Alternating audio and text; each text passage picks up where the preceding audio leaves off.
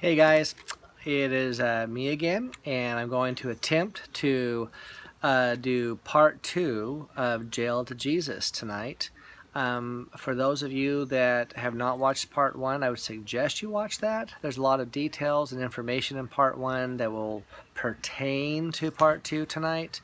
But I want to start off by letting you know that after I was released from jail, while in there, again, the Lord met me and He reminded me that I was a lukewarm Christian, and that because I was a lukewarm Christian, that I was not going to go to heaven. I was going to go directly to hell. And He gave me just a glimpse of what that would be. And it was enough to change my life. And I went from being a man that was very focused on the world and houses and cars and clothes and what I looked like on the outside to becoming a man that, well, today I have a couple pairs of pants, a couple shirts, and I got rid of just about all my worldly stuff. One of the initial things that the Lord did with me to crush my pride, because I was very prideful, I had what they call a man cave at my house. I had a big house, cars, lot of toys, a lot of things, but I had a man cave, and in my man cave I had my pool table, all of our foosball table, darts, all the fun stuff in there. But I also had my wall of shame or fame or pride or whatever you want to call it. It was a whole bunch of trophies and certificates and awards and plaques that went all the way back to grade school, believe it or not. Grade school. I kept stuff from grade school all the way through high school and college, and while I played professional tennis, some of my awards from that stuff. I kept all this stuff for years, and one of the first things the Lord had me do was get rid of all of it. So I did. One by one, I threw them away that day after church. And as I did, I started to notice a sense of almost relief, weight coming off my shoulders. Just, it was weird, but I had kept those things for a lot of years. Along with Him humbling me and working me to down to not be so worldly, He had me get rid of my home. My wife and I moved to a smaller home, half the size. My wife, I explained to her the path that I was on.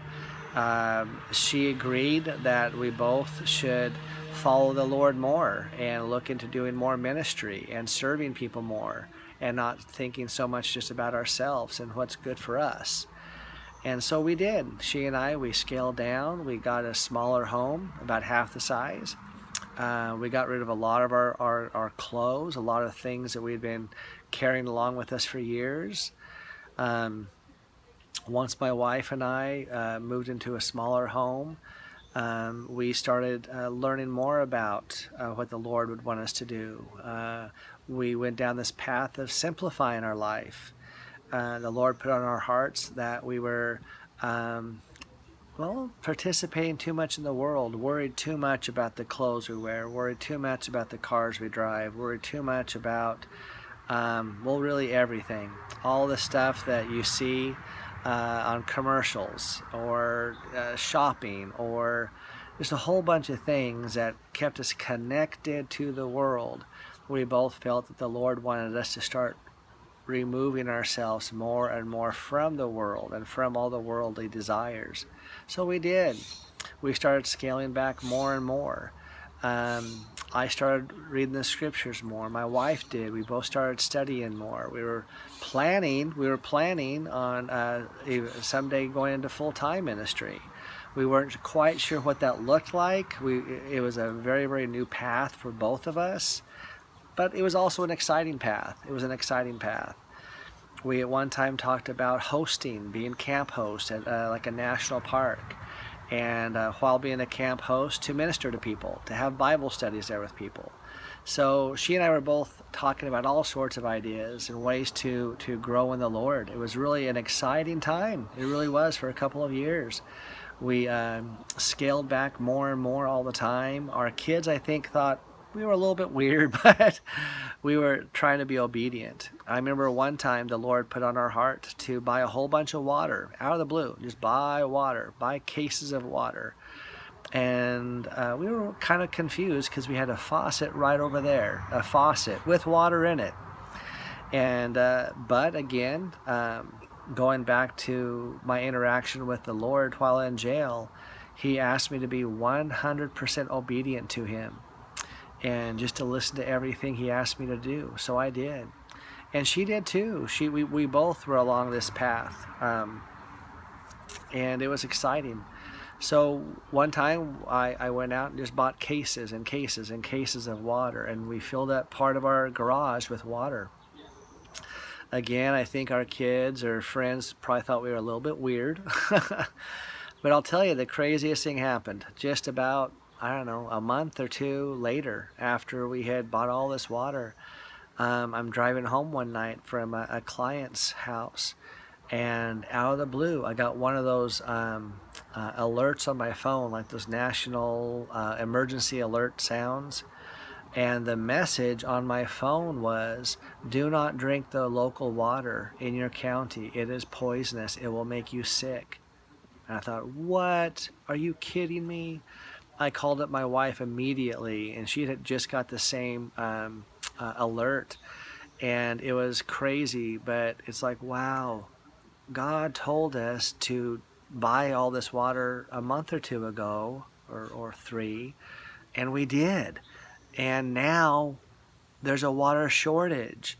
And it was crazy. On the way home, I told my wife I was going to swing by the store to maybe get some more cases of water.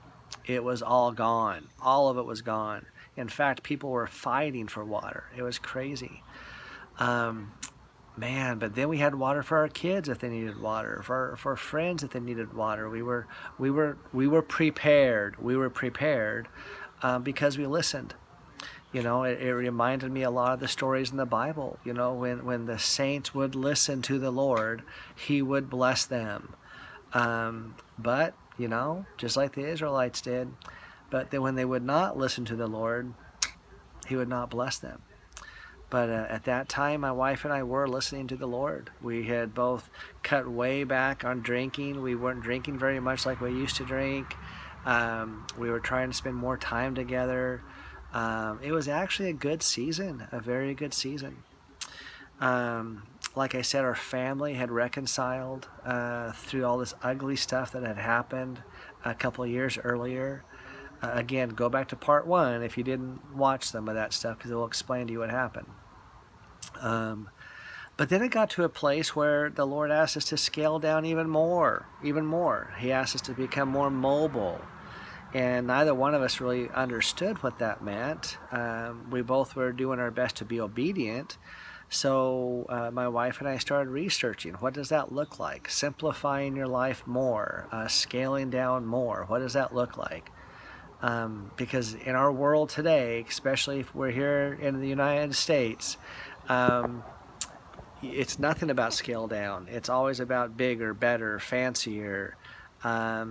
Don't save things, throw them away and get new. You need 15 pairs of pants, not just 2. You need 5,000 pairs of shoes. I'm being funny. But you need all this excessive stuff. And I believe the Lord is just trying to slowly strip that away from both my wife and I. And as we were researching, we were both led to this lifestyle that neither one of us had really ever heard about. And it was RV lifestyle, trailer lifestyle. Didn't know anything about it. So we started researching on YouTube and different resources, and we found out that there's a whole movement, huge movement of people that they kind of got tired of living paycheck to paycheck, living for the world, having huge mortgages, huge rental payments, all that kind of stuff. So the long and the short of it is we bought a trailer. Nothing fancy, just a simple trailer. That in itself was kind of a miracle the way that happened. I'll give you a real short rabbit trail story. My wife was researching trailers, trying to find, the kind of trailer that would suit us and be good for us. And she found the perfect trailer online. she contacted the people about buying the trailer, and they had sold it. It was gone. They sold it. And she was kind of bummed. I was kind of bummed. We both thought, well, maybe the Lord's closed the door. Maybe, we're not supposed to do that. Well, one day, just a couple days later, not just a couple days later, we're thumbing through the paper one more time, and my wife saw, I don't know if it was my wife or I, one of us saw a similar trailer at a local RV dealership. So we thought, let's just pop by and take a look. So we did, and oh my gosh, it was like the perfect trailer. It was exactly what we were thinking about. It was really similar to the one that my wife had located for us a couple of days ahead of time, a couple of days before. Well, here's the funny thing. Here's how the Lord works. The particular trailer that my wife located before had a logo on the back of it, an R2-D2 logo. For any of you Star Wars fans out there, it was an R2-D2 logo on the original one that she saw. Well, we bought this trailer and we got it home and we're washing it, cleaning it up. We're kind of, preparing the trailer to live in. And on the back of the trailer, somebody had removed a decal. And it was an R2-D2 decal. It was the exact same trailer my wife had actually located a few days earlier. And she and I both agreed that was only God. He wanted to show us that he was in control, and he wanted to bless us with patience. And anyways, it was a neat little thing that happened, and it was kind of cool. So long story short, my wife and I, we scaled down more. We eventually had a huge garage sale. We got rid of everything. Dining room tables. Anything you can think of. Beds, master bedroom sets, grandfather clocks. Everything we had, we got rid of. And we scaled way down to a 25-foot trailer. And neither one of us knew what life was going to be like in a 25-foot trailer, because we both had become so accustomed to a very comfortable lifestyle. But we knew in our hearts, we both knew in our hearts, that we were living for the world. We were spending a lot of money unnecessarily. And we both knew that the Lord was directing our paths, because so many things were just crazy and we couldn't explain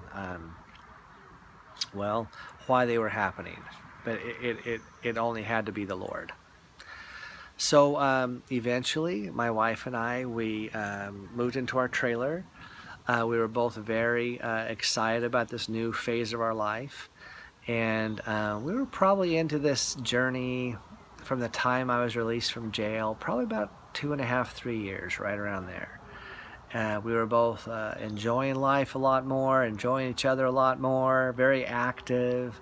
The resort that we moved into, that's another miracle that happened.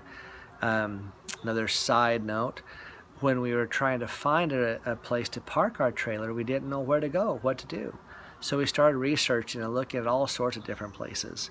And some places were not that great, some places were not good at all. And we found a place that we thought would be great. I called the place to find out if we could move over there, and they said, "Oh, we're sorry, we're full for the next 4 years. We have a waiting list a mile long." So we were, kind of another door closed, and we thought, well, maybe we got to put this off for a while. Well, one day she and I decided to go to the coast for a little weekend getaway to kind of process things, think about things, have some fun. And on the way to the coast, we were driving by that resort that we had thought was a neat place for us. Well, I thought we should just pull in. She was like,